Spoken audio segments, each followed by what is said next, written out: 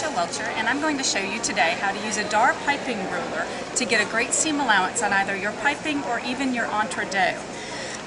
This here is a DAR piping ruler. It comes in increments of 1/4 inch and 1/8 inch, and several things between 1/4 of an inch and 1 inch, so that you can get all kinds of different seam allowances for your items. Today we're going to do 1/4 of an inch.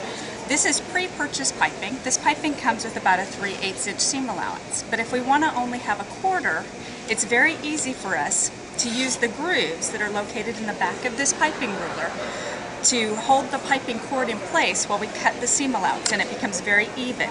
So if we just put it up on one side of it and just slide it right up that piping, then we can take our rotary cutter and just cut the excess off, and what is left is going to be our 1/4 inch seam allowance on our piping. You can do the same thing using your entre deux. A lot of times our entre deux needs to be 1/4 of an inch seam allowance instead of the 1/2 inch that it comes with. The entre deux, which we call railroad tracks for ants, has these railroad tracks down the middle that are a little bit raised from its seam allowance on the side. You can take that same groove, the distance of this groove happens to be the same width as our entre deux.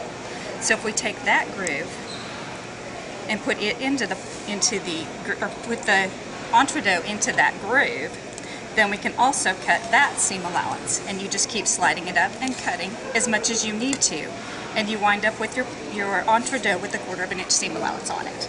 So it makes a very easy way for you to do the 1/4 inches without having to fold and cut and measure and all that kind of stuff and try and keep everything straight.